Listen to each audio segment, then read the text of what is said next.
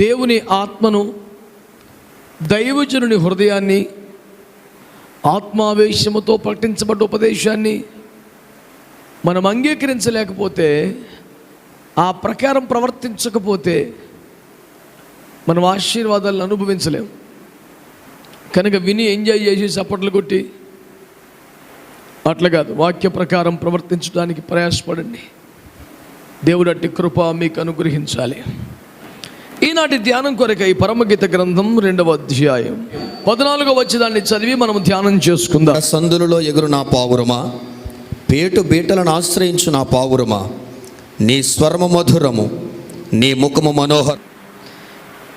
ఈ ఉదయకాలం చెప్పిన వ్యాఖ్యాన సూత్రం గుర్తుపెట్టుకోండి. ఇక్కడ ప్రియుడు ప్రభువైన యేసుక్రీస్తు వారు, ప్రియురాలు సంఘం, ఇక్కడ పావురం సంఘం. దేవుడు సంఘమును పావురమా అని పిలిచి తనను ప్రశంసిస్తున్నట్లుగా మనకు కనిపిస్తున్నది. మనము నేర్చుకున్న వాక్యం ఏమిటంటే, ప్రియుడు సంఘమును మెచ్చుకున్న, పొగిడిన ప్రతి సందర్భము కూడా రాకడలో ఎత్తబడుటకు మనము సాధించవలసిన అర్హత అని గ్రహించాలి. ఏదైనా సంఘానికి ప్రశంస లభించింది అంటే పరమగీతములో అది మనము సాధించవలసిన అర్హత అని గుర్తుపెట్టుకోవాలి. ఇప్పుడు ఆ వాక్యాన్ని మనము చూస్తే, బండ సందులో ఎగిరేనా పావురమా, పేటు బీటలను ఆశ్రయించునా పావురమా, నీ స్వరము మధురము, నీ ముఖము మనోహరమని మాట్లాడుతున్నాడు. గమనించండి, పావురము అంటే ఒక రెక్కలు కలిగిన మంచి పక్షి కదా, ఎత్తైన చోట్ల ఎగిరే అవకాశం ఉన్నది కదా. వినీలాకాశములో, విశాల జగత్తులో హాయిగా రెక్కలాడిస్తూ స్వేచ్ఛగా ఎచ్చోటికైనా ఎగిరిపోగలిగిన అవకాశము కలిగినది కదా.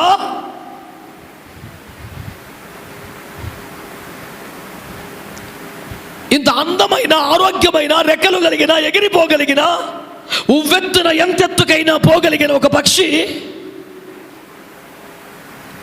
ఎగురుతోందట. కానీ ఎక్కడ ఎగురుతోందట? బండ సందులలో ఎగురుతోందట. లౌకికంగా ఆలోచన చేస్తే, తార్కికంగా ఆలోచన చేస్తే,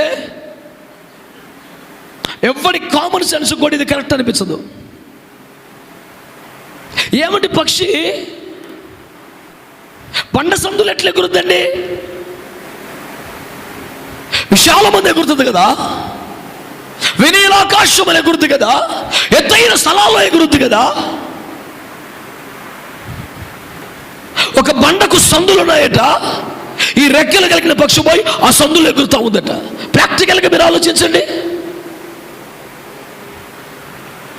ఒక పక్షి ఏదైనా బండ పగిలిపోతే ఆ సందులో పోయి ఎగురుద్దా పక్షి? తార్కికంగా, లౌకికంగా, కాస్త కవితాత్మకంగా ఉండేవాడికి ఎవరికైనా ఈ పుస్తకం ఇచ్చి ఎడిట్ చేయరా అంటే తప్పని కొట్టేస్తాడు దాన్ని. పక్షి బండ సందులో ఎందుకు ఎగురుతాయి? ఆ బుద్ధి లేకపోతే సరే. పక్షి విశాలంగా ఎగురుతుంది, పోనీ ఇరుక్కొని ఆ బండ సందులో ఉండమంటే ఉండదు కానీ ఎగురుద్ది అందులో పోయి.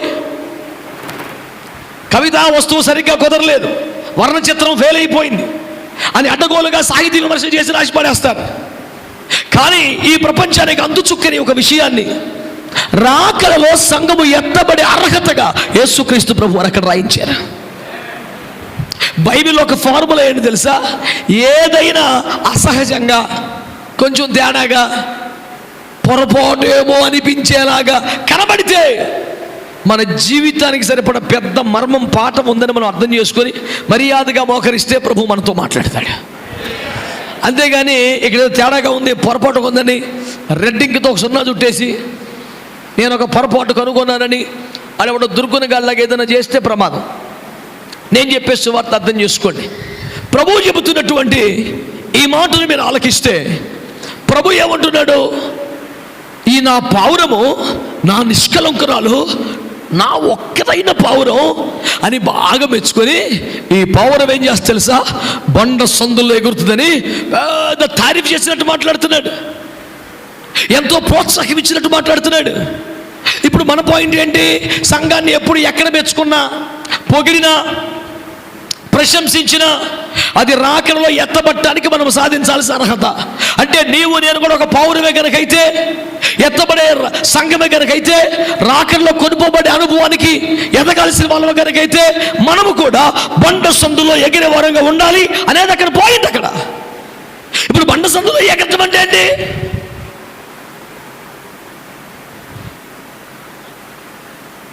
చాలా సూక్ష్మంగా ఈ మాట మీకు తెలియజేస్తున్నాను. Very simple. పక్షి ఏదైనా విశాల జగత్తులో ఎగరాలనుకుంటుంది, ఎత్తైన చోట విహరించాలనుకుంటుంది, హాయిగా ఉన్నతమైన స్థలముల్లో విహరించాలనుకుంటుంది. కానీ చాలా విచిత్రంగా ఈ పావురం మాత్రం ఇరుకులో బండ సందుల్లో గట్టిగా రెక్కలు కొట్టుకుంటే ఏదో గోడ తగులుద్ది, ఏదో రాయి తగులుద్ది, ఎంతో నష్టమయ్యే అవకాశం ఉంది, అసలు ఎగరటానికే ఛాన్స్ లేనట్టుగా ఉంటుంది. అలాంటి చోటనే ఎగురుతుంటే ఆకాశం ముందు ఆశీనుడకు దేవుడు, నా పావురమా, నా నిష్కలంకరాలా, నీ ముఖం ఎంత అందంగా ఉంది చూడు, నీ స్వరం ఎంత బాగుంది చూడు, ఎందుకంత మురిసిపోతున్నావు అంటే నీకు రెక్కలుండి కూడా ఎగరగలిగి కూడా నీ కనుల ముందు విశాల జగత్తు ఊరిస్తూ ఉంటే, ఎత్తైన స్థానాలు అవకాశంగా ఆహ్వానిస్తుంటే కూడా ఇన్ని అవకాశాలు వదిలి బండ సందుల్లోనే ఎగురుతున్నావు చూడు, ఇది ఎత్తబడే క్వాలిటీ అని చెప్పాడు. నా పౌరము నిష్కలంకరాలు ఒకటే. బాబు ఎందుకంత మునిసిపోతున్నావు? Nobel prize సంపాదించిందా? దావీదులాగా 10,000 మందిని ఓడించిన సామర్థ్యపు సంకేతం ఏమైనా ఇచ్చిందా? అంతగా మెచ్చుకునే విషయం ఏముందండి? మరలా చెప్తున్నాను సంగమా, రాకడలో ఎత్తబడే వారి క్వాలిటీ చెప్పనా?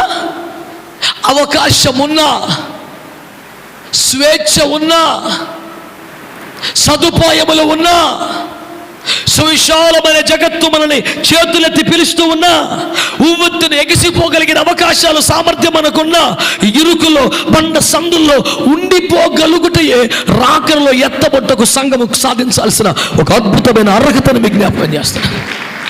చాలా మంది ఎందుకు ఒదిగి ఉంటారు?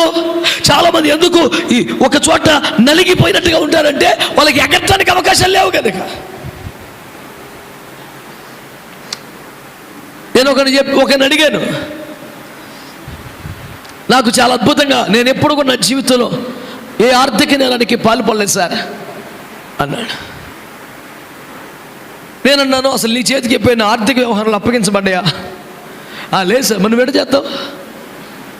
అసలు నీ చేతికి ఎప్పుడైనా ఆర్థిక వ్యవహారం అప్పగించబడిందా?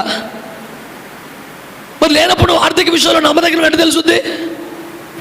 ఒకరోజు నాకు గుడ్డోడికి సన్మానం చేస్తున్నారంట. ఆడే ఏంటి సార్ నాకు సన్మానం ఏంటి సార్ అన్నాడు. ఆడు, నీ దగ్గర దొంగ బుద్ధి లేదని మేము గమనించాం, అందుకే సన్మానం చేస్తామన్నాడంట. సార్ నా దగ్గర దొంగ బుద్ధి లేదని మీకు ఎట్ట తెలిసింది సార్ అని అడిగాడంట. రాత్రి నువ్వు భోజనం చేస్తున్నప్పుడు ఆ భోజన బల్ల మీద ఒక వజ్రపు ఉంగరం పెట్టావు, నువ్వు తీయలేదు, అందుకే నీకు సన్మానం చేస్తామన్నారట. వీడు అన్నాడంట, ఈ విషయం రాత్రి చెప్పాల్సింది కదా సార్. ఏం చేస్తాడు ఇప్పుడు? ఆడు తడి వేసిన లాగేసినది. ఎవరికి కావాలరా నీ సన్మానం? వజ్రపు ఉంగరం లాగేద్దని రాత్రి చెప్తే. అంటే ఇప్పుడు ఆడు దొంగతనం చేయలేదు కాబట్టి నీతిమంతుడా? పాయింట్ అది కాదు. దొంగతనం చేసే ఛాన్సెస్ రాడికి. మాట్లాడరే. పరిశుద్ధత అంటే ఎప్పుడు నేను చెప్తాను, అనేక సంవత్సరాలుగా చెప్తున్నాను ఈ మాట. పరిశుద్ధత అంటే పాపం చెయ్యకపోవటం కాదు, పాపం చేసే అవకాశాలు వచ్చినా ఉన్నా చేయకపోవటం. బొరగెక్కినట్లేదు భక్తులకి. అదే ఒకడు పెంచాడు సౌండ్. నా మాట అర్థమైందా అండి? పాపము చెయ్యకపోవటం పరిశుద్ధత కాదు, పాపము చేసే అవకాశాలు ఉన్నా, అవకాశాలు వచ్చినా చేయకపోతే దాని పేరు పరిశుద్ధత. నీకు ఎప్పుడు పాపం చేసే అవకాశమే రాలేదనుకోండి, గుడ్డోడు దొంగతనం చేయలేదనే, దానికేం సన్మానం అక్కర్లా. నువ్వు ఒక పొజిషన్లో ఉన్నావా? నీ చేతికి అప్పగించబడ్డాయా? అదే కదా యోసేపు అంటాడు, నా యజమానుడు సమస్తలను నీ చేతికి అప్పగించాడు, ఇటు నమ్మక ద్రోహం నేను పాల్పడలేను, నా వల్ల కాదు. స్తోత్రం చెప్పండి. పగ తీర్చుకున్నట్టు అవకాశం వచ్చినటువంటి అన్నయ్యలందరూ చేతికి దొరికితే వాళ్ళు గజగజలాడిపోతుంటే, అన్నలారా భయపడకండి, మీరు ఎందుకు భయపడద్దంటే నేను దేవునికి భయపడవాడు కనుక. స్తోత్రం చెప్పండి గట్టిగా, హల్లెలూయా. నీ చేతికి అవకాశం వస్తే, పగ తీర్చుకునే ఛాన్స్ వస్తే, కౌంటర్ వేసే అవకాశం వస్తే, సెటైర్ వేసే ఛాన్స్ వస్తే, 10 మందిలో సిగ్గు తీసే ఛాన్స్ ఇస్తే నోరు మూసుకుని ఉండగలవా? అది క్వాలిటీ. నీకు అలాంటి ఛాన్సే రాకపోతే కడుపులో రగిలిపోయి చచ్చిపోవటం కాదు కదా క్వాలిటీ. రెడ్డి దొరికిపోయాడు, ఏసాయి ఛాన్స్ దొరికింది, టెన్షన్ పడిపోతున్నారు 10 మంది అన్నయ్యలు. అన్నలారా భయపడకండి, నేను దేవునికి భయపడేవాడిని, వెళ్ళిపోండి ఫ్రీగా అన్నాడు. ఈరోజు ఉపదేశం ఒకటే, ఒక్క పాయింట్. నా పౌరము, నా నిష్కలంకరాలు ఒకటే అని తెగ మురిసిపోతున్నాడు బాబు. ఏంటై బాబు అందులో అంత పెద్ద క్వాలిటీ అంటే, చూడరా ఏ క్లాస్ అని రెక్కలుండి, బ్రహ్మాండమైన తోకండి, ఎత్తని సాటికి ఎగిసే కెపాసిటీ ఉండి కూడా అది బండ సందులో ఉండిపోయింది. చూడరా, అది నా క్వాలిటీ అంటే. నేను అంటున్నాను, అవకాశములుండి తన స్వేచ్ఛపై తనే ఆంక్షలు విధించుకొని, తన మీద తనే నియంత్రణ పెట్టుకొని, ఎవడో తోకలు కత్తిరిస్తే, రెక్కలు కత్తిరిస్తే ఏడుస్తామోలు కూర్చోటం కాదు. రెక్కలు ఉన్నప్పటికీ, ఎగిరే సత్తా ఉన్నప్పటికీ, విశాల జగత్తు ఊరిస్తూ ఆహ్వానిస్తున్నప్పటికీ, ఎత్తెత్తున ఉన్న స్థలాలు దాన్ని పిలుస్తున్నప్పటికీ, నాకు ఈ బండ సందులే క్షేమము, ఇక్కడే ఉండిపోతానని తన రెక్కలను అక్కడే తారాడుతూ ఉన్నటువంటి పిచ్చుక ఉంది చూడు, పావురం ఉంది చూడు, దాని పేరే ఎత్తబడే సంఘం. అవకాశాలు ఉన్నాయి కానీ వెళ్ళను. నేను ఒక్క మాటలో చెప్పాలంటే, సమృద్ధి ఉన్నను తగుమాత్రపు జీవితములు ఆనందించడం, విశాలమైన అవకాశములను ఇరుకులో ఉండిపోవడం. నేను గత రాత్రి ప్రస్తావించాను, ఇప్పుడు మరలా ప్రస్తావిస్తున్నాను సందర్భం కొరకు. లోతు అనే వ్యక్తి అబ్రహాము గుడారమును వదిలి వెళ్ళిపోవలసినంత కారణం ఏదైనా ఉందంటారా?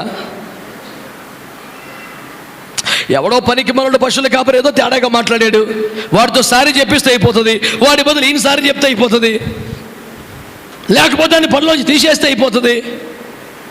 100 ఆప్షన్లు ఉన్నాయి, అయినా ఇంకొక ఆప్షన్ లేనట్టు వచ్చాడరా అందరిని తీసుకొని బయటికి వెళ్ళిపోయాడు. నిజానికి అక్కడంత ప్రాబ్లం లేదు, మరి ఎందుకు వెళ్ళిపోయాడు?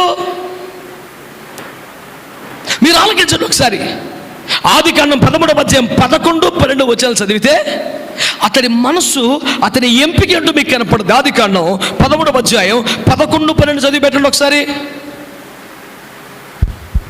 కాబట్టి లోతు తనకు యొర్దాను ప్రాంతం అంతటిని ఏర్పరచుకొని, నీ తెలివి మండిపోను, నువ్వేమి సెలెక్ట్ చేసుకున్నావు అసలు? ఎవడైనా కోరుకుంటాడా? లోతు ఏమి ఎంపిక చేసుకున్నాడు చెప్పండి? హలో, దేవుడు నడిచిన ప్రాంతం కాదు, దేవుడు కొలిచి ఇచ్చిన ప్రాంతం కాదు, దేవుడు స్వాస్థ్యంగా ఇచ్చిన ప్రాంతం కాదు, దేవుడు వాగ్దానం చేసిన ప్రాంతం కాదు. ఏమి ఎంపిక చేసుకుంటున్నాడు? ఏం కోరుకుంటున్నాడు? యొర్దాను ప్రాంతమును ఎంపిక చేసుకున్నాడంట. ఇంకా చదువునైనా, తూర్పుగా ప్రయాణం చేశాను, అట్లు వారు ఒకరినొకరు వేరైపోయారు. ఇంకా అబ్రాము కానానులో నివసించాను. అబ్రామేమో కనానులో నివసిస్తున్నాడు. లోతు ఆ మైదానమందున్న పట్టణముల ప్రదేశంలో విశాలంగా ఉండాల. కనాను ప్రాంతం ఎలాంటిది? కొండలు లోయలు కలిగిన ప్రాంతం. అన్ని కొండలు లోయలు, కనాను దేశం అంతా మీరు చూడండి, మెట్టలు కొండలు లోయలు కలిగిన ప్రాంతం. స్పష్టంగా దేవుడు చెప్పాడు, మీరు స్వాధీనపరచుకోవలసిన దేశం కొండలు లోయలు కలిగిన దేశం. కనాను అంటేనే అది. సమతలముకు భూమి దొరకదు, పీఠ భూమి దొరకదు, మైదాన ప్రాంతం ఉండదు. ఇప్పటికీ పోయి చూడండి, నడిచిన దేశం పోయి. 1 ఎకరా భూమి ప్రశాంతం కనపడతాం, చూస్తే కనపడదు అక్కడ. ఎక్కడ ఎత్తులు పొలాలు. పొలాలు లోయలో కానీ కొండ మీద కానీ సారవంతమైన భూమి ఉంటుందా? అంతా చవిటి పర్ర శుద్ధ నేల, ఇసుక భూమి. దాన్ని ఎవడన్నా కోరుకుంటాడా?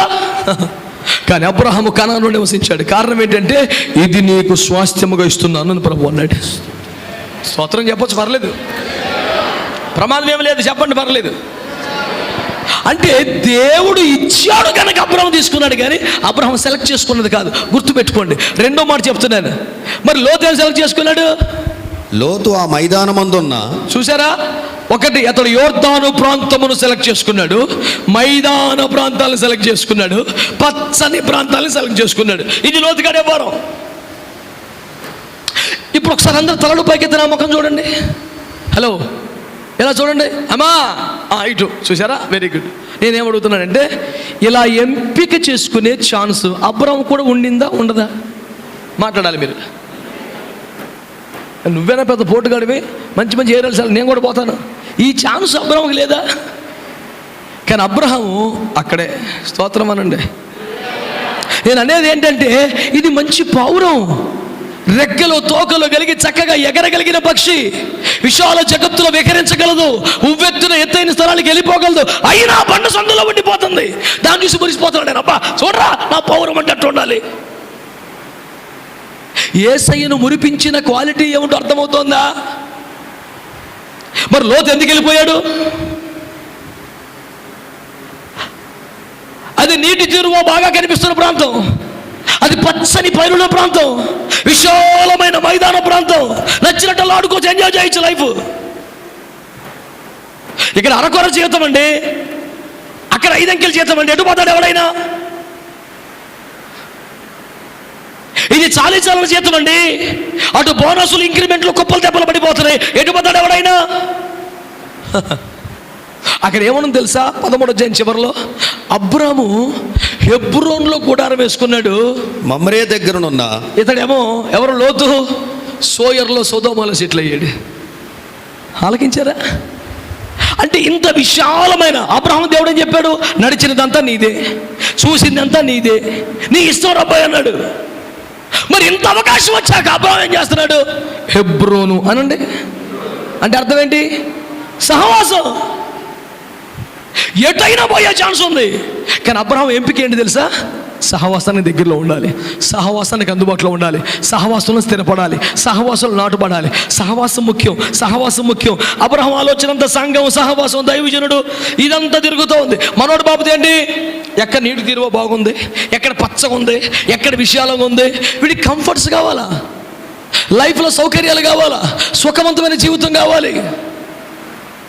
వీడి దృష్టిలో ఆశీర్వాదం ఏంటంటే సైకిల్ బండి అయిపోవాలి, బండి కారు అయిపోవాలి, కారు ఇంకోటి అయిపోవాలి. దీని పేరు ఆశీర్వాదం. ఇంకొంచెం ముందుకెళ్తే చదవక్కర్లేదు మీరు కానీ 14వ అధ్యాయంలోనే ఆడెవడో వచ్చాడు, వీడి భార్య బిడ్డలు ఎత్తుకుపోయాడు. అప్పుడైనా లెంపలు వేసుకుని వెనక్కి వచ్చాడా? రాలా. మీరు ఇప్పుడు ఆలకించాల్సిన పాయింట్ ఏంటంటే, గత రాత్రి అన్నానుగా, పోనీ సొదొమ బుద్ధులు ఏమైనా నచ్చినాయా? వారి పాప జీవితాన్ని ఇతడు ఎంజాయ్ చేశాడా? రోజు బాధపడేవాడంట.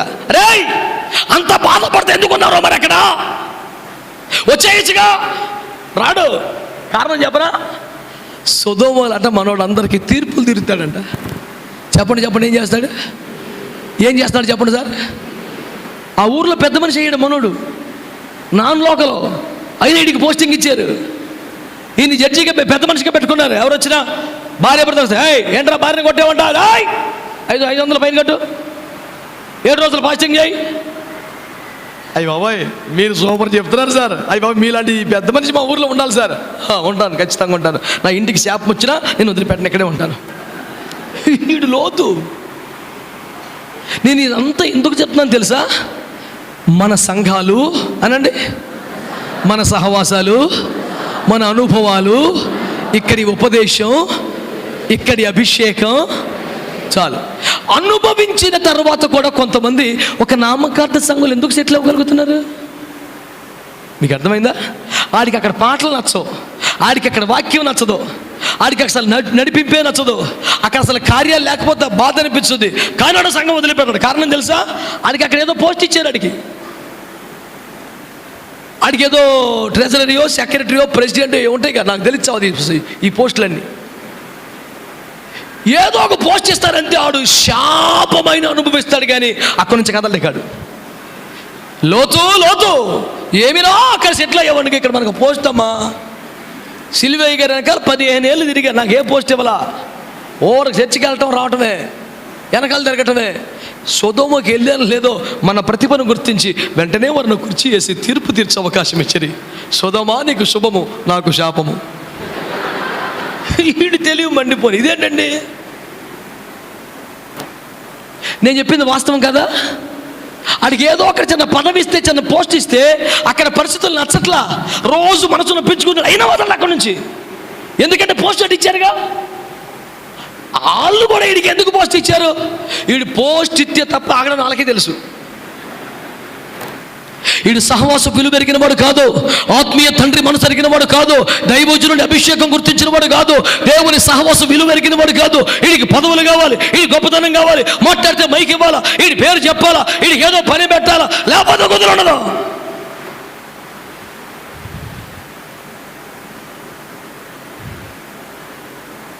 స్టేజీలు, ఘనతలు, పొగడతలు ఇవన్నీ మనకు పెద్ద పడవు కదా. మా విశ్వాసాలను అడిగారు ఒకసారి, అన్నా ఆయా స్టేజీల మీద కొంతమంది అయ్యగారుల్ని తీసుకొచ్చి కూర్చోబెడుతుంటారు, వేదికను అలంకరించవలసినదిగా అని పిలుస్తూ ఉంటారు. నిజంగానే వాళ్ళ అలంకారం అని ఆ స్టేజీకి అని నన్ను ఒకటి అడిగాడు మా విశ్వాసి. నేను చెప్పాను, సర్వసత్యం చెప్పనా సగం సత్యం చెప్పనా అన్నాను. అని ఇంకెందుకని నేను సర్వసత్యం చెప్పామన్నాడు. స్టేజీకి అలంకారం ఏది కాదురా, సభకు ఆటంకం లేకుండా అక్కడ పెట్టామంతే అన్న.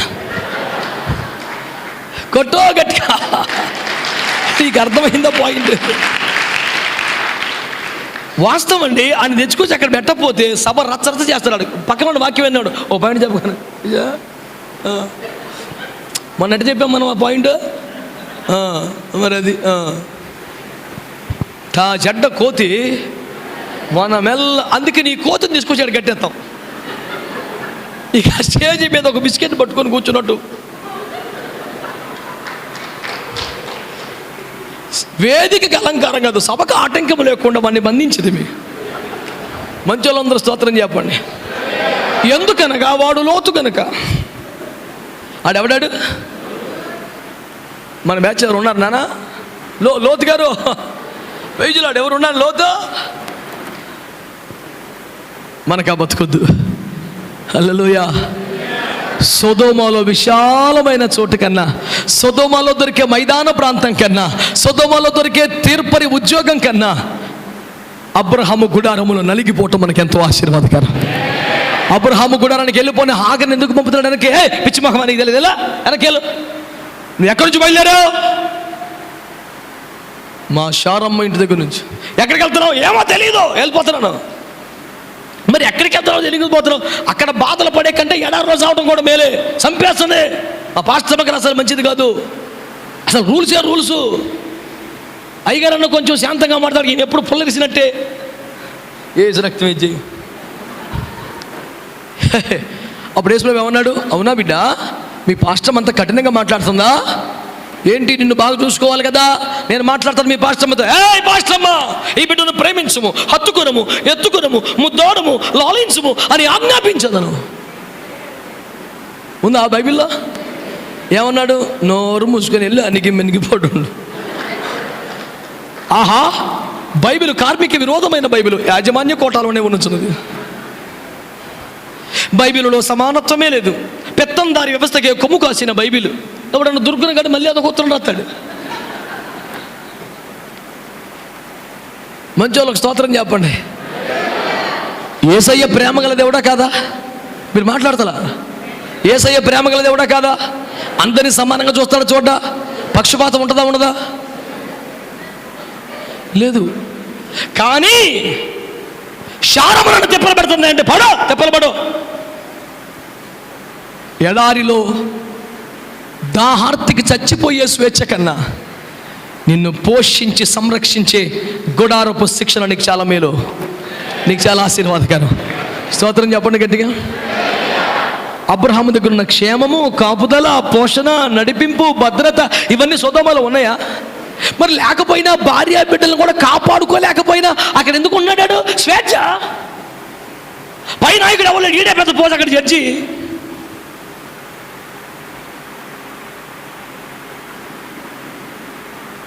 పోను 10 మంది ఆత్మలు సంపాదించారు అక్కడ. ఏమన్నా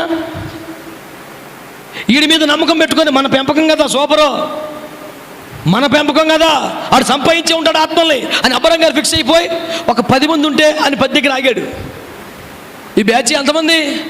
4 ఆ మరి 10 మంది నలుగురు దగ్గర రావాలిగా, ఎందుకు రాలేదు? ఇంతమంది కలిసి ఒక 6 సంపాదించి ఉండరా అని అబ్రహాం ఫీలింగ్. 10 మంది ఉండి వదిలేస్తావు అన్నాడు. 10 మంది ఉంటే ఓకే అన్నాడు. సుత్తిలు నలుగురే ఉన్నారు. రండి రండి నలుగురే వచ్చారు. ఏంటి ఇంకెవరు లేరా? మా ఇంట్లో ఎవరు ఉంటారు అంటే మన విశ్వాస గృహం కాదా? అబ్రహాం కూడా 400 మంది ఉన్నారుగా, మీ దగ్గర నలుగురు ఉంటారేమో అనుకున్నాం. కొంతమంది ఎంత వచ్చిన ఆడితే అంటే దేవునికి స్తోత్రం. లోతుగాడు జడ్జి పూ చెలగబెట్టి పచ్చని ప్రాంతంలో ఉండి ఆడే నలుగురే.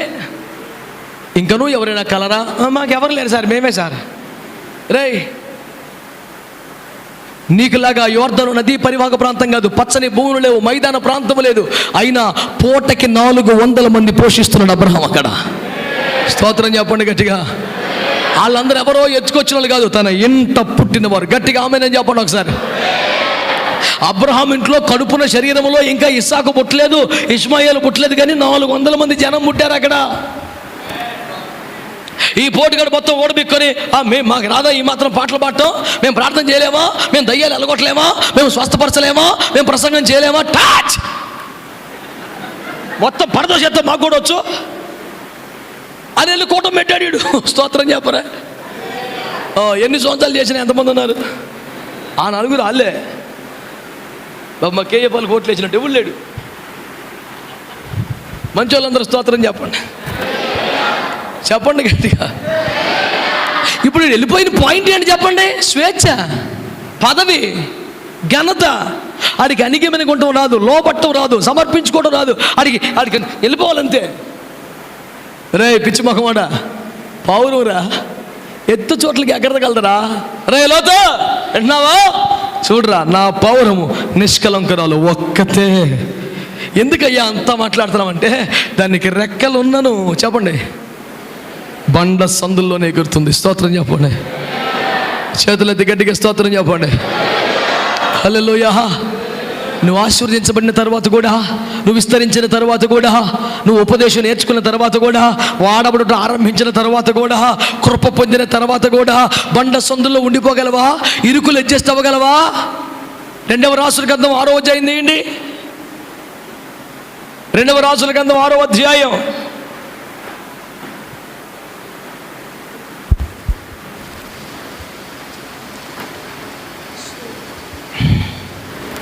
ప్రారంభం నుండి 2-3 వచనాలు చదవండి. అంతటా ప్రవక్తల శిష్యులు ఎలీషా యొద్దకు వచ్చి, ఇదిగో నీ యొద్ద మాకున్న స్థలము ఇరుకుగానున్నది, నీ సెలవైతే మేము యొర్దాను నదికి పోయి తలవకమురాను అచ్చట నుండి తెచ్చుకొని మరి ఒక చోట నివాసము కట్టుకుందుమని మనవి చేయగా అతడు వెల్లుడని ప్రత్యుత్తరం ఇచ్చెను.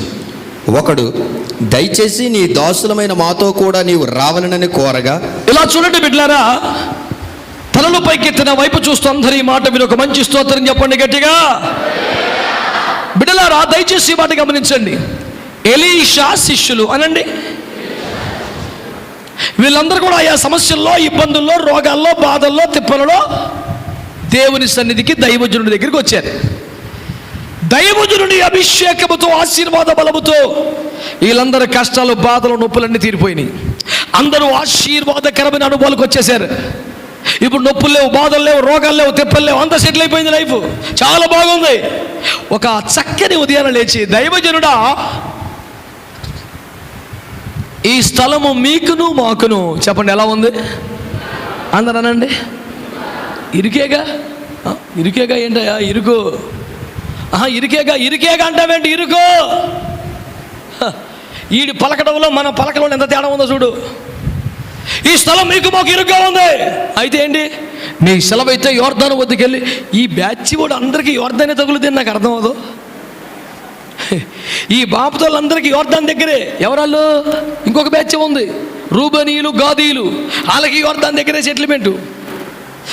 ఈ పాపిష్టి మంద ఉందో చూసావు, చెడిపోయిన బ్యాచ్, ఈ స్వేచ్ఛ కొరుకునే బ్యాచ్, విహారించే బ్యాచ్, విశాలమైన బ్యాచ్, వీళ్ళకి యోర్దానే కావాలి. ఎందుకని? ప్రవాహం బాగుంటుంది. పోటో ఏసు రక్త విజయం రెప్పపట్లు తీసుకెళ్ళి ముత సముద్రంలో కలిపేద్దది. యోర్దాన్ అంటే ఏంటనుకున్నావు? యోర్దాను అంటే ఎగువ నుండి దిగువకు పారే ప్రవాహం. యోర్దానులో పడితే రెప్పపట్లో మృత సముద్రంలో తేల్తాం అనమాట, ఇడిచిపోద్ది. అంటే నాగార్జున సాగర్ 60 గేట్లు ఎత్తేస్తే ఆ ఎత్తిన యువతలేపు దిగుతాడు చూడు, ఆడనమాట. యోర్దానులో దిగేవాడంటే అది ఎత్తుకెళ్ళిపోయి సముద్రంలో పడుతుంది రెప్పపాట్లో. ఇంకేం మానవాళ్ళు దొరకదు, అంతటి భయంకర ప్రవాహం. మరి ఏంటో ఈ బ్యాచ్ అందరికీ యోర్దాను వచ్చింది. ఈడంటాడు, నీ సెలవైన ఎడల యోర్దాను ఒడ్డునకు పోయి తల ఒక మాను నరికి మేము కట్టేసుకుంటాం. నేను అన్నాను, నిజంగా ఇరికైంది. విశ్వాస గృహంలో జనాభా పెరిగిపోయారు. ఒక్క రూములో ఇంతమందికి కష్టంగా ఉంటుంది. ఫెయిత్ హోమ్ సరిపోవట్లేదు, కొంచెం మంచిది కట్టాలి. నీ ఆలోచన మంచిదే, నువ్వు తిన్నమైనోడు అయితే ఏమనాలి? నీ గుణం కరెక్ట్ అయితే ఏమనాలి? అయ్యా ఇంతమందికి సరిపోవట్లేదు కదా, మేము అలా వెళ్ళి తల ఒక్క మురాను నరికి పెద్ద ఇల్లు కడదాం, అందరం కాస్త హాయిగా ఉండొచ్చు అనాలి. అవునా కాదా మీరు చెప్పండి. కానీ వీళ్ళు ఏమంటున్నారు, ఇరుగ్గా ఉంది కనుక మేము సపరేట్గా కట్టుకుంటా ఉంటారే. ఈ ఇల్లు ఇరుగ్గా ఉంది కనుక పెద్దది కడతామనొచ్చు కదండి. ఈ ఇల్లు ఇరుగ్గా ఉంది కనుక మేము సపరేట్ అయిపోతా ఉంటారండి ఇల్లు. సరే మీరు తలకో ఇల్లు కట్టుకెళ్ళిపోతారా, మరి పెద్ద మనిషి దగ్గర ఎవరు ఉంటారు? ముసలాయన దగ్గర ఎవరు ఉంటారు? అసలు ఆయన ఒక తండ్రి, మేము ఆయన పిల్లలం, ఆయనకి మేము పరిచయం చెయ్యాలా? ఇలాంటి బాబుతోడు కాదుగా. అదే ఎలీషా అయితే వెళ్ళిపోతుంటే అయ్యో నా తండ్రి అని ఏడ్చాడు. అసలు ఫీలింగ్ ఏంటి బ్యాచ్కి? ఇతను మా తండ్రి, ఎంత పెంచినా ఎంత కన్నీరు గార్చినా. ఇందాక సహోదరుడు సాక్ష్యం చెప్పాడుగా, ఈ సాక్ష్యం దాదాపు ప్రతి ఒక్కరిలో ఉంది అని చెప్పి అన్నాడు. ప్రతి ఒక్కరి కోసం దైవజనుడు ప్రయాసపడ్డాడు, ప్రేమించాడు అని చెప్పారు. అందరూ బాగానే ఆమెను కొట్టారు. మరి తింటకెళ్ళిపోయారు ఆమెను చెప్పగానే. ఇప్పుడు బాగానే బుర్ర పేరు.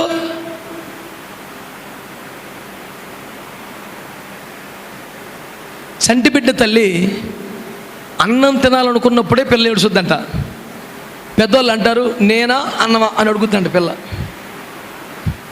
అన్నం తిందాం అని కలుపుకొని వాడి కెవ్వు పడది పిల్ల. వదిలేసి చేయి కడుక్కొని బిడ్డనెత్తుకోవాలా. ఆ పిల్ల ఏడుపు ఏంటంటే ఒక ప్రశ్న, అమ్మా నేను ముఖ్యమా, నీకు తిండి ముఖ్యమా? అట్లా తిండి వదిలేసి వండేసి ఎండిపోయి ఏమో ఆరిపోయి కొడుములా తయారు చేస్తుంది పిల్లల. దేవునికి స్తోత్రం చెప్పండి, హల్లెలూయా. నీకు ఆ కృతజ్ఞత ఏది? దైవజనుడు ఎంత మాడిపోతే, ఎన్ని నిద్రలేని రాత్రులు కలిపితే, ఎన్ని విషయాల్లో తను నరుక్కుంటే చంపుకుంటే నువ్వెంత పచ్చగా ఉన్నావు. సంఘం మహిమ గల సంఘముగా విరాజిల్లుతుంది అనుకోండి. దాని అర్థం ఏంటి? ఎఫెసీ పత్రికలో చెప్పాడు, మా శ్రమలు మీకు మహిమకరములై ఉన్నాయి. దైవజనుడు నలిగిపోవటం సంఘానికి ఆశీర్వాదకరంగా మారుతుంది. అబ్బా దీపం భలే వెలుగుతోంది, మరి ఒలీవ గింజలు ఈ రోట్లో పడి రొప్పబడితేగా ఆ నూనె వచ్చింది. భలే వెలుగుతుందండి. ఇలా వెలుగుటకు ఎంత నలిగిందో అది తెలుసా నీకు ముచ్చట? బైబిల్లో ఉంది, యాజకులు ఏం చేయాలట? యాజకులు ఏం చేయాలట? సాయంకాలం మొదలుకొని ఉదయం వరకు నూనె తీస్తూ ఉండాలి. స్తోత్రం చెప్పండి. మరి అప్పుడు ప్రజలు ఏం చేస్తారు? హాయిగా పడుకుంటారు. యాజకుడి సేవ ఎంత కఠినమైంది మీరు అర్థం చేసుకున్నారా? అది ఎంత భారంతో కూడిన పరిచర్య గ్రహించారా? దైవజనుడిని సంఘ కాపరిని పక్కన పెట్టి యేసు ఫోన్ నెంబర్ పర్సనల్ నెంబర్ వీడికి ఇచ్చినట్టు వీడి ఫీల్ అయిపోతున్నాడు చాలాసార్లు. అయ్యగారు మీ సెలవైతే మేము తల ఒక బ్రాను తెచ్చుకొని వేరేగా బాగులు వేసుకుంటాం. నీ ప్రాబ్లం ఏంట్రా? దైవజనుడి మీద దేవుని అభిషేకం లేదా? దేవుని ఆత్మ రావట్లేదా? బలమైన కార్యాలు జరగట్లేదా? మహిమ తగ్గిపోయిందా? అవన్నీ ఉన్నాయి సార్. మరేంటి? ఇరుగ్గా ఉందండి మాకు. నేను చెప్పనా, ఇరుకును ఇష్టపడని వాడు, విశాలతను కోరుకునేవాడు అసలు క్రైస్తవుడే కాదు. అసలు క్రైస్తవుడే కాదు. ఈ పౌరాన్ని అంత మురిసిపోవటానికి కారణం ఏంటంటే దానికి రెక్కలుండి ఎగిరే కెపాసిటీ ఉండి కూడా అక్కడక్కడ సందుల్లో ఎగురుద్ది. కానీ హాయిగా ఎగరొచ్చుగా పైకి వెళ్ళి, నేను ఇక్కడే, నా అడ్రస్ ఇదే. మంచి వాళ్ళందరూ స్తోత్రం చెప్పండి, హల్లెలూయా. లోతుకి ఏం కావాలి? విశాలమైన మైదాన ప్రాంతం కావాలి. నెత్తి మీద నాయకత్వం లేని, అధికారం లేని, చేతులు కట్టుకునే అవసరం రాని, దర్జాగా స్వేచ్ఛగా బతికేసే ఒక స్వేచ్ఛాపూరిత వాతావరణం కావాలి. ఎలీషా శిష్యులకి ఏం కావాలి? అన్నీ ఉన్నాయి, కానీ విశాలం కావాలి. ఇరుకు వాళ్ళు కోరుకోట్లా. నేను అంటున్నాను, ఇప్పుడు విశాలం కావాలని వీళ్ళు అంటున్నారు. ఇదే పాస్టర్ గారు అనుకుంటే, వీళ్ళందరూ నా దగ్గర నాకెందుకు ఇరిగారా, పండరా మీరు అవతలకి అని పాస్టర్ గారు అంటే, ఈ గుడారంలో నేను హాయిగా ఉందని మీరందరూ నా చుట్టూ చేరి ఏమంటారు, నాకు అసలు ప్రైవేట్ లైఫ్ లేకుండా, పర్సనల్ స్పేస్ లేకుండా చేశారు, పండు రావదలకే అని ఆయనే అంటే అసలు ఇన్ని డైలాగులు కొడతాక నువ్వు ఉండేవాడివా? అరే రెండ్రా వెళ్ళిపోదాం అని పెద్ద కూటం పెట్టావు లోతు. నిన్ను అబ్రహాం వద్దనుకుంటే నీకోసం ఆయన తిప్పలు పడకపోతే నువ్వు ఉండేవాడు ఈ రోజుకి? ఒక ఇంటి వాడివి అయ్యేవాడివా? నీకంటూ ఒక ఆస్తి ఉండేదా? నా పశువుల మందలు, నా కాపర్లు, నా ఆస్తి, చాలా పెద్ద మాటలు మాట్లాడుతున్నావు. అసలు ఉండేవాడివా? మరలా చెప్తున్నాను, తగినంత స్వేచ్ఛ లేకే లోతు వెళ్ళిపోయాడు. అవకాశం ఉంది కనుక ఈ కష్టమై ఎక్కడ పడినా 4 మెతుకులు దొరుకుతాయి, ఏంటి పెద్ద ఎక్కడ అడిగి మనకి ఉండేది అని హాగరు బయలుదేరిపోయింది స్వేచ్ఛ కోసమే. ఎలీషా శిష్యులు బయలుదేరిపోయారు ఇరుకులో ఉండలేకే. నేను అడుగుతున్నాను, ఇదే పని పాస్టర్ గారు చేస్తే ఎట్లుండేది? ఓసారి యెహోషువ గ్రంథం చూడండి. యెహోషువ గ్రంథం 3వ అధ్యాయం.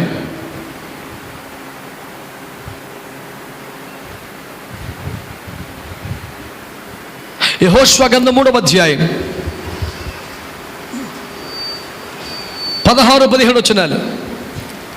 పైనుండి పారు నీళ్లు బహు దూరమున సారేతోను నొద్దనున్న ఆదామును పురమునకు దగ్గర ఏకరాశిగా నిలిచెను.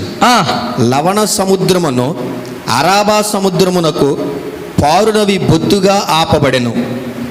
జనులు ఎరుకో ఎదుటను దాటగా యెహోవా నిబంధన మందసమును మోయు యాజకులు యొర్దాను మధ్యన ఆరిన నేలను స్థిరముగా నిలిచిరి. ఏమన్నాయి? ఒకసారి అందరూ చేతులు పైకెత్తి దేవుడు మనకి ఇచ్చిన మంచి దైవజనులను బట్టి స్తోత్రం చెప్పండి. ఒకసారి మంచి సంతోష శబ్దంతో స్తోత్రం చెప్పండి. బిడ్డలారా ఆలకించండి, నా వైపు చూస్తూ వినండి. ఇశ్రాయేలు ప్రజలు దేవుని వాగ్దానాన్ని చేతపట్టుకుని ఐగుప్తు దేశాన్ని వదిలి తమకు వాగ్దానం చేసిన కనాను దేశం వైపు సాగుతున్నారు. ఒకరు ఇద్దరు కాదు, 20-30 లక్షల మంది జనం వడిగా సాగిపోతున్నారు వాగ్దాన దేశం వైపు. ఇలా సాగిపోతుండగా ఎన్నో ఎన్నో ఎన్నో అనుభవాలు దాటాక, సముద్రాలు ఎడారులు దాటాక యొర్దాను అడ్డొచ్చింది. ఏమొచ్చింది చెప్పండి, మాట్లాడి గట్టిగా. ఏమడ్డొచ్చింది? యొర్దాను అడ్డు రాగానే, ఆలకించండి బిడ్డలారా, యొర్దాను అడ్డు రాగానే అమ్మో ఇప్పుడు ఎట్లా, ఇన్ని బాధలు పడి ఇక్కడ దాకా వచ్చాం, తీరా ఇప్పుడు యొర్దాను అడ్డుగా ఉంది, మనం అవతల బుట్టికి ఎలా వెళ్ళగలం అంటూ ఆందోళన పడిపోతూ ఉంటే దేవుడు యెహోషువతో మాట్లాడి మందసమును మోయిచున్న యాజకులను యొర్దానులో దిగమని చెప్పు అన్నాడు. స్తోత్రం చెప్పండి. యొర్దానులో దిగితే యొర్దాన్ ఏం చేస్తుంది? ఈడ్చుకెళ్ళి ముత సముద్రంలో పడేస్తుంది. రెప్పపాట్లో సముద్రంలోకి వెళ్ళి చచ్చిపోవాలా. అలాంటి ప్రమాదకరమైన చోట్లోకి, మరణమున్న చోట్లోనికి, ప్రాణం పోయే అవకాశం ఉన్న ప్రమాదకరమైన చోట్లోకి దేవుడు మొదట ఎవరు నిలమన్నాడు? దైవజనులు నిలమన్నాడు. రిస్క్ వస్తే, ప్రమాదం వస్తే, చావు వస్తే ఫస్ట్ ఎవరికి రావాలి? దైవజనుడికి రావాలి.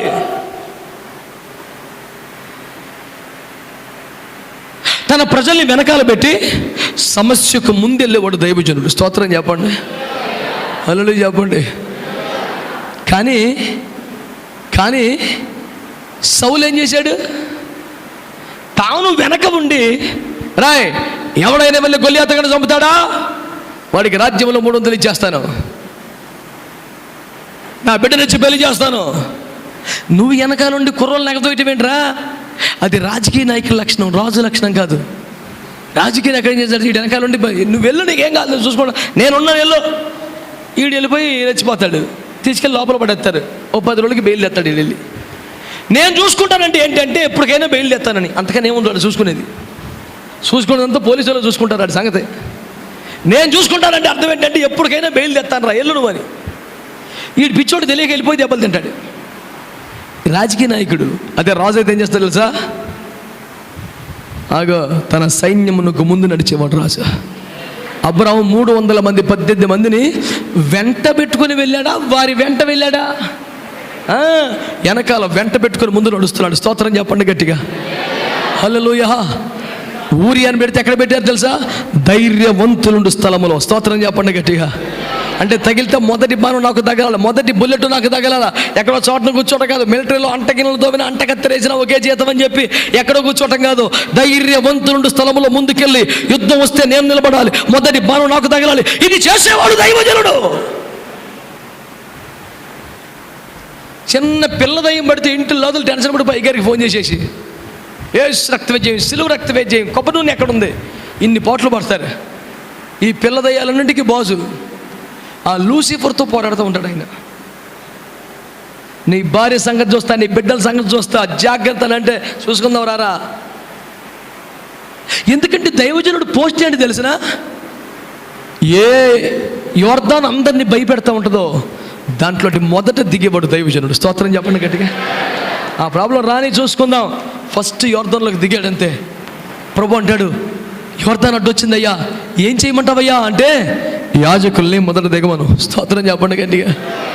యాజకుడు అంటే సేఫ్ జోన్లో కూర్చునేవాడు, దర్జాగా అకౌంట్ బ్యాలెన్స్ మెయింటైన్ చేసుకుని చుట్టూ జనాలు పెట్టుకొని 4 బౌన్సర్లు పెట్టుకొని ఈడి బైబిల్ కూడా ఈడి పట్టుకోకుండా పెద్ద అడవుడు చేసేవాడు కదా దైవజనుడు అంటే. దైవజనుడు అంటే ఏంటి తెలుసా, తన భారం ఇంకొకరి మీద వేసేవాడు కాదు, ప్రజల భారమును తను మోసేవాడు దైవజనుడు. మందసాన్ని భుజాన మోసేవాడు దైవజనుడు. భుజాలు నలిగిపోతుంటాయి, ఈ భుజం తప్పితే ఈ భుజం, 3వ భుజం లేదేక ఈ మార్చుకోవలసిందే. భుజం నలిగిపోతే, పుండు పడిపోతే రక్తం వస్తుంది, చావాలి తప్ప ఇది కింద పెట్టే పని లేదు, పక్కకు వచ్చే పని లేదు. దాని పేరు దైవజనుడు. స్తోత్రం చెప్పండి. మీరు ఆలకించండి. ఈ 4 మందసాన్ని మోసుకుంటా వెళ్ళిపోయారు. వీళ్ళు అడుగు పెట్టగానే నేలకే కరెంట్ షాక్ కొట్టింది యేసు రక్తవేద్యం.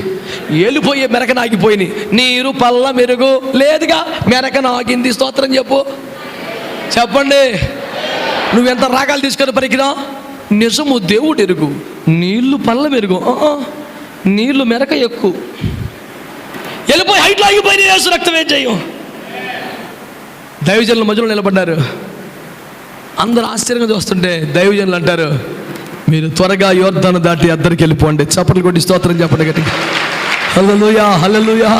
ఒకడా ఇద్దరు, లక్షల మంది టపా టపా టపా వెళ్ళిపోతున్నారు. పాయింట్ తెలుసా, దైవజనులు మాత్రం 20-30 లక్షల మంది ఎక్కేశారు. వీళ్ళు యోర్దాను మధ్యలోనే ఉన్నారు. వీళ్ళ కాళ్ళు అక్కడ దిగబడుతున్నాయి, కాళ్ళు వణుకుతున్నాయి, నడుము నొప్పి పెడుతుంది, భుజాలు పుండు పడిపోతున్నాయి. వీళ్ళు మాత్రం అలాగే నుంచున్నారు. ఒక శ్రేయోభిలాష్ అంటాడు, పాస్టర్ గారు ఏంటి సార్ మీరు మధ్యలో ఉండిపోయారు, ఎలా మీరు ఎందుకు వెళ్ళిపోండి. ఓరి అమాయకుడా, మేమే గనక ఒడ్డెక్కితే ఏం జరుగుద్ది తెలుసా, ఏం జరుగుద్ది? మళ్ళీ యోర్దాను మొత్తం చచ్చిపోతారు. అందుకనే మేము త్వరగా ఒడ్డెక్కాలనుకుంటే, మేము ఒక గూటికి చేరాలనుకుంటే, మేము ఒక సేఫ్ జోన్లో ఉండాలనుకుంటే, మేము కొంత భవిష్యత్తును కాపాడుకోవాలనుకుంటే ఈ పాటికి ఎప్పుడో సెటిల్ అయిపోవచ్చు. పెద్ద మ్యాటర్ కాదు. దేవుడు మాకు ఇచ్చిన కృప, మాకు ఇచ్చిన అభిషేకం, మాకు ఇచ్చిన తలాంతు, మాకు ఇచ్చిన ప్రత్యక్షత, మా చేతికి ఇచ్చిన సేవ ఈ పాటికి ఒక కొలిక్కి వచ్చేది లైఫ్ పెద్ద మ్యాటర్ ఏం కాదు. మేమే ఒడ్డెక్కాలనుకుంటే ఎప్పుడో ఎక్కేద్దాం అసలు. కానీ మాకున్న భారం ఏంటంటే, మా భుజాలు నలుగుతూ ఉండగా, మా నడుము వణుకుతూ ఉండగా, మా కాళ్ళు నొప్పులు పుడుతూ ఉండగా యోర్దాను మధ్యలో నిలబడిపోవాలి, కానీ అవతల బట్టికి వెళ్ళిపోకూడదు. ఎందుకంటే మాకు అప్పగించబడ్డ చివరి ఆత్మ కూడా క్షేమంగా అవతల ఒడ్డుకు చేరే వరకు, క్షేమంగా అద్దరి చేరే వరకు మధ్యలో ఉండిపోవాలి. నేను అందుకే పాట రాశాను. ఆ మధ్య నాకు క్షేమంగా కలగాలంటే నేను ఒడ్డెక్కాలి, నా ప్రజలు క్షేమంగా ఉండాలంటే మధ్యలో ఉండిపోవాలి. దైవజనుల లైఫ్ సెట్ కాకుండా మధ్యలో అయిపోతున్నాయి. ఓ భూమి సంపాదించుకుంటారో, ఒక బళ్ళు సంపాదించుకుంటారో, ఒక అకౌంట్లో లక్షల మూగులితే ఏది ఉండదు. మా చుట్టాలు అడిగారు, ఒక చిన్న ఇల్లు కట్టుకొని నేను రేకుల షెడ్ వేసుకొని గృహప్రవేశానికి పిలిస్తే మా చుట్టపోళ్ళందరూ అన్నారు, ఓ ఎన్నాళ్ళు సేవ చేసి ఏమి సంపాదించేవరా. ఇట్లాంటి ప్రశ్న కూడా ఉండిద్దా? మాకు తెలవదే. మాకు తెలిసిందంతా ఏంటి, భుజాలు పుండు పడిపోయినా పర్వాలేదు, మందసాన్ని మోసుకుంటూ మధ్యలో నిలబడిపోవాలి. ఏంటి సార్ మీ టార్గెట్ ఏంటి సార్? మా టార్గెట్ ఏంటి తెలుసా, మాకు అప్పగించబడిన చివరి ఆత్మ కూడా క్షేమంగా అవతల ఒడ్డుకు చేరిపోవాలి, వాగ్దాన దేశానికి వెళ్ళిపోవాలి. అందుకోసం మేము మధ్యలో నిలబడిపోతాం. మా భుజాలు పుండు పడిపోయి పర్వాలేదు. మాకు స్వేచ్ఛలే కాదు, మాకు రెక్కలు ఉన్నాయి. మేము పౌరాలమే, మేము ఎగరగలం, ఎత్తైన చోట్లు మాకు తెలుసు, కానీ బండ సందులో ఉండిపోవటం మాకు ఇష్టమైంది.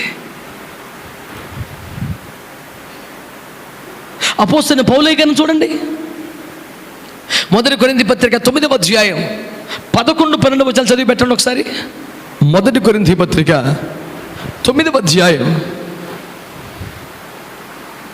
11-12. మీ కొరకు ఆత్మ సంబంధమైనవి మేము విత్తుచుండగా మీ వలన శరీర సంబంధమైన ఫలములు కోసుకొనుట గొప్ప కార్యమా? ఇతరులకు మీ పైన ఈ అధికారములలో పాలు కలిగిన ఎడల మాకు ఎక్కువ కలదు కదా. అయితే మేము ఈ అధికారమును వినియోగించుకునుట లేదు. స్తోత్రం చెప్పండి ఒకసారి, గట్టిగా గట్టిగా చెప్పండి. మీరు చెప్తారు, ఎందుకంటే మీకు ఇందులో ఇబ్బందికి వచ్చిన పాయింట్ ఇవ్వలేదు. నా ముఖం చూడండి ఒకసారి భక్తులందరూ. అయ్యా హలో, చూస్తున్నారండి? హల్లెలూయా. రైట్, జాగ్రత్తగా నన్ను చూస్తూ వినండి. ఒక మంచి పాయింట్ చెప్తాను మీకు. మీ కొరకు ఆత్మ సంబంధమైన విత్తి ఉండగా మీ వద్ద నుండి శరీర సంబంధమైనవి కోసుకుంటే పెద్ద గొప్ప సంగత, మాకు అధికారం లేదా అని అడుగుతున్నాడు. అమ్మ చెప్పండిరా, దైవజనులు మనలో ఆత్మ సంబంధమైన విత్తుచున్నారా? మాట్లాడాలి. విత్తుచున్నారా? ఉపదేశం కానీ, అభిషేకం కానీ, సూచనలు కానీ, నడిపింపు కానీ ఆత్మ సంబంధమైనవి మనలో విత్తుచున్నారు కనుక వాళ్ళకి ఏ హక్కు ఉందట? వాళ్ళకి ఏ అధికారం ఉందట? మాట్లాడాలి. ఏ అధికారం ఉంది? శరీర సంబంధమైనవి కోసుకునే అధికారం ఉన్నది. ఇప్పుడు చెప్పండి, శరీర సంబంధమైనవి మన వద్ద కోసుకొని తీసుకునే అధికారం పాస్టర్ గారికి ఉందా లేదా? మీరు మాట్లాడాలి మంచిగా, యథార్థంగా, మంచి మనస్సాక్షి చెప్పండి. ఏదో శుద్ధి మాటలు కాదు. దైవజనుడికి ఉందా? ఉందండి. ఎలాగా చెప్తాను సింపుల్గా. దైవజనుడైన ఏలియా సారేపతు విధవరాలను చూసి, అమ్మా కొంచెం నీళ్ళు తీసుకురా అన్నాడు. అలాగే అయ్యగారు అని బయలుదేరింది. అమ్మా సిస్టర్ గారు, అయ్యా అలాగే వస్తూ ఒక అప్పము తీసుకురా. అయ్యా ఒక అప్పమునికి సరిపడా పిండి నూనె ఉంది, నా కొడుకు పెట్టి నేను చనిపోదాం అనుకున్నాను, పరిస్థితి ఇదయ్యా అంటే, మొదట ఒక అప్పము అంటే ఉన్నదే ఒక అప్పం అంటే కొడుకు పెట్టాలి. మొదట ఒక అప్పం, తర్వాత నీవును నీ కొడుకున అప్పములు ఏమీ లేదు, అక్కడ ఉన్నదే ఒకటి. కోసుకోవడం అర్థమైందా మీకు? దర్జాగా బ్రదర్, ఈరోజు ఇంటికి ఒక 10 మంది దైవజనులు వస్తున్నారు, అందరికి వంటలు చేసుకుంటారండి. ఈ అధికారం దైవజనుడికి ఉంది. నాకు ఫలాంది తీసుకురా అని హక్కు దైవజనులకు ఉంది. కానీ మేము కానీ మీ దైవజనుడు కానీ ఎప్పుడైనా దాన్ని వాడుకున్నారా? పౌలు అంటే నాకు అధికారం లేదా? ఆత్మ సంబంధమైన మీ కొరకు విత్తి ఉండగా శరీర సంబంధమైన మీ దగ్గర కోసుకోవటం పెద్ద. ఇక్కడ అయ్యగారి దగ్గర పనిచేసిన బ్రాంచి పాస్టర్లు ఉన్నారు, ఎవరన్నా సేవకులు? చేతులు ఎత్తండి. బ్రాంచి పాస్టర్లు అయ్యగారులు, సిల్వి అయ్యగారు నడిపింపులో సేవ చేస్తున్న సేవకులు పాస్టర్లు ఉన్నారా? ఓ జై తెలంగాణ, యేసు రక్తమే జై. ఇద్దరే ఉన్నారు, తెలుగు రాదు ఈ భక్తులకి. స్తోత్రం, హల్లెలూయా. 3 పాస్టర్ గారులు ఉన్నారండి, మిగతా ఎన్ని స్వేచ్ఛ పక్షులే. యేసు రక్తమే జై. ఎగరా, మీ ఇష్టానుసారంగా ఎగరండి. మంది ఆదికాండం 13 స్తోత్రం, ఎగురో. 2వ రోజులు 6 ఎగురో. నా మాటనండి, విశ్వాసి దగ్గరే కోసుకునే అధికారం పాస్టర్ గారికి ఉంటే, మరి ఆల్రెడీ కొంతమందిని దైవజనులుగా తయారు చేస్తే వాళ్ళ దగ్గర ఇంకెంత అధికారం ఉండాలి అసలు? పౌలు గారు అంటాడు, మేము దాన్ని వాడుకోలేదా, ఇప్పుడు మాకు అధికారం ఉంది. ఇప్పుడు ఒక్క మాట చెప్తాను, ఇతరులకు మీపై అధికారం ఉంటే మాకు మరి విశేషంగా లేదా? ఇప్పుడు ఇతరులు ఎవరు నాకు చెప్పండి గట్టిగా అందరూ. హలో, నా మాట అర్థమవుతుందా? ఇతరులకు మీ పైన ఈ అధికారం ఉంటే మాకు లేదా? ఆ ఇతరులు ఎవరు చెప్పనా? ఇప్పుడు విత్తింది ఎవరు? మన కాపరి, మన దైవజనుడు. మరి ఆయన ఎవడో వచ్చి కోసుకున్నాడు మధ్యలో? ఆ ఇతరులు ఎవరు? కొంతమంది సంఘములు లేని విస్టింగుల మీదే తిరిగే పాస్టర్లు ఉన్నారంట. ప్రభు వారిని క్షమించి రక్షించును గాక. ఆమెనన్నా కనీసం మీ సొమ్మేం పోయింది? వాళ్ళు రక్షించును గాకంటే ముఖమట పెట్టారు. వాడు వచ్చి విశ్వాస గృహాలు దర్శిస్తూ ఉంటాడు. నాన్న మీ చర్చ్ మెంబర్సా? కాదండి అయ్య గారు. మీరు రక్షణలో నడిపించారా? కాదండి. మరి ఎందుకు తిరుగుతున్నావు అంటే మాకు తెలుసుకోవాలండి, ఒకసారి బస్సులో కనపడితే రమ్మన్నారండి. ఈ దారి పోయే తిరుగుబోతు బ్యాచ్ ఏమంటే చూసావు, ఒక సహోదరి చర్చికి వెళ్ళటం మానేసింది. పాస్టర్ గారి మీద అలిగి దెబ్బలాడి చర్చి మానేసింది. ఈ మానేసిన బాపతి మనిషి ఒక చోట నాకు తగిలింది. నేను ఆమెను పలకరించి, అమ్మ ఏంటి పరిస్థితి అంటే, అనేగరా ఏం పర్లేదు అయ్యారు, మీరేం బాధపడకండి. ఇదివరకు అయితే మా అయ్యగారు ఎప్పుడన్నా ఒకసారి నెలకోసారి ఇంటికి వచ్చేవాడు అమ్మ మహా అయితే ప్రార్థన చేస్తాకి. ఇప్పుడు రోజు దైవజనులే మా ఇంటికి వచ్చేస్తున్నారు. అసలు మా ఇల్లు కలకలలాడుతుంది. నేను నన్ను తొందరలో వెల పోద్దమ్మా, కంగారు పడకు. ఇదివరకైతే మా పాస్ గారు నెలకోసారి వచ్చి ఇప్పుడు రోజు అయ్యగారులే. పిచ్చి మొహమా, ఎలాగన్నాను, పిచ్చి మొహమా, నీకు అప్పుడే తెలియదు బిడ్డ. ఏంటి అయ్యగారు నువ్వు రోడ్డు పక్కన అంజూరమమ్మా. ఎవరు చెప్పండి, ఎవరు ఆవిడ? రోడ్డు పక్కన అంజూర చెట్టు. నువ్వు కాయలు వెళ్తే రాళ్ళు వేసుకొని అందరు కొట్టుకుంటారు. రాయ్ ఎందుకు కొడుతున్నావు? నీదా చెట్టు? గవర్నమెంట్ ఎవరిదైనా సరే. అదే చెట్టు ఎండిపోతుంది అనుకో, ఎరా మొన్న రాళ్ళు వేసావు కదా, నీళ్ళు పోయాను, నాకేం అవసరం, నా చెట్ట. ఈ విస్టింగ్లు బ్యాచ్ ఎంత ఆ టైపు. నువ్వు సందా ఇచ్చినంతకాలం వస్తారు దేవునికి స్తోత్రం. నువ్వు ఎండిపోతే ఎవడొస్తాడు? సంఘ కాపరి మాత్రమే ఎండిపోయినప్పుడు నిన్ను దర్శించి ఏడ్చి ప్రార్థన చేసేవాడు. భూమి మీద ఎవడా పని చేయడు. నువ్వు సందా ఇచ్చినంతకాలం ఎందుకు రారు జనం? నొప్పా వచ్చి చిన్న ప్రార్థన చేస్తే 500 వస్తుంటే ఎందుకు రారు? ఆడి గట్టకు సేవ లేదు, సంఘం లేదు. ఆడు వేరొక గుడ్లు పొదిగే పక్షి. ఆడు అలాగే కొంపలంటూ తిరుగుతాడు. నొప్పే ఉంది. అదే ఎండిపోయే పరిస్థితి వస్తే దీన్ని నరికాయ్ అంటే ఆయన కాళ్ళ మీద పడి గొడ్డలికి అడ్డుపడి ప్రాణం అడ్డేసి దీన్ని తవ్వుతానయ్యా, చుట్టూ నీళ్లు పోస్తానయ్యా, ఎరువేస్తానయ్యా, ట్రై చేస్తానయ్యా అని 4 సంవత్సరాలుగా ప్రాణం అడ్డేసి ప్రయాసపడే బాధ ఎవడపడతాడు? ఒక్క సంఘ కాపరి మాత్రమే ఆ పని చేస్తాడు. విజిటింగ్ల బ్యాచ్ ఎందుకు చేస్తారా పని? నీకు ఎవరికి పట్టిందా బాధ? పౌలు గారు అంటాడు, ఇతరులకు మీపై మీ ఇంటికి వచ్చే సందాలు పట్టుకెళ్ళి అన్నం తినే అవకాశం ఇతరులకు ఉంటే మాకు లేదా? మిమ్మల్ని కన్నవాళ్ళం కదా, మీకు ఉపదేశం చెప్పాంగా, మిమ్మల్ని ఆత్మతో నింపాంగా, మిమ్మల్ని నడిపించాంగా, అభిషేకంలో మహిమకు సిద్ధపరుస్తున్నాంగా. ఇలాంటి అవకాశాలని కూడా పౌలు గారు వాడుకోలేదు. యోర్దాను ఒడ్డు ఎక్కగలిగిన యాజకులు ఎక్కలేదు. ఆర్థిక పరమైన హక్కులు ఉన్నను పౌలు గారు వాడుకోలేదు. ఏంటి సార్ ఇదంతా? రెక్కలున్నను ఎగురక బండ సందుల్లో మిగిలిపోతున్న పావురం లక్షణం ఇదంతా కూడా. చేతులెత్తి స్తోత్రం చెప్పండి. న్యాయాధిపతుల గ్రంథం 15:7 సంసోను బండ సందుల్లో నివసించను. చెప్పండి అందరూ అన్నమాట. బండ సందుల్లో బస చేసాను కాదు, బండ సందుల్లో నివసించను. ఏదో కాసేపు స్టే చేయలా, హే లివ్డ్ ఇన్ దట్ ప్లేస్. ఎందుకని? సంసోనుకి ఎక్కడ ఆస్తి లేదా, ఇల్లు లేదా? ప్రతి యుద్ధానికి ముందు, ప్రతి యుద్ధం తర్వాత సంసోను బండ సందులో ఉండేవాడు. ఎందుకని? అక్కడ తనకి క్షేమం ఉంది, అక్కడ తనకి భద్రత ఉంది, అక్కడ తనకి బలం ఉంది. ఆ అడ్రస్ మార్చిన రోజున నాశనం అయిపోయాడు. బండ సందులో ఉన్నంతకాలం అతడు క్షేమంగా ఉన్నాడు. స్తోత్రం చెప్పండి. నిర్గమ 33 మనం చదువుకుంటే తర్వాత చూసుకోండి. అక్కడ మోషే దేవుడు అంటాడు, నీ ముఖం చూస్తానయ్యా అంటే ఆ బండ సందులో ఉండు, నేను దాటిపోయిన తర్వాత నా వీపునైనా చూసే ఛాన్స్ మీకు ఇస్తాను. ఒక్క మాట గుర్తుపెట్టుకోండి, బండ సందులో ఉంటే నీకు భద్రత, బండ సందులో ఉంటే రెండవది నీకు ప్రత్యక్షత కలుగుద్ది. స్తోత్రం చెప్పండి గట్టిగా, స్తోత్రం చెప్పండి గట్టిగా.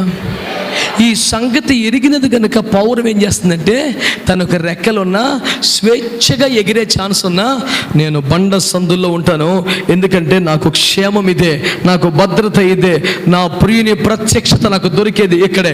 అందరూ చేతులు తీసే స్తోత్రం చెప్పండి గట్టిగా. ఆమేన్, హల్లెలూయా. ఎత్తబడే సంఘం ఏంటన్నమాట? ఆ లక్షణం ఏంటి తెలిసిన? ఎగరగలిగిన అవకాశం ఉన్నను బండ సందులలోనే మిగిలిపోవటం ఎత్తబడే సంఘపు లక్షణం.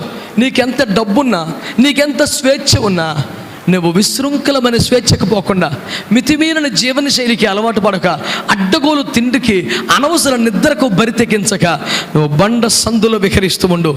భద్రముగా కాపాడబడతావు. ఒక రోజున ప్రియుని ప్రఖ్యాతను పొందుకుంటావు. నిన్ను నీ కుటుంబాన్ని బండ సందులలో నా దేవుడు స్థిరపరచునుగాక. తలలో వంచి కళ్ళు మూసుకుంటూ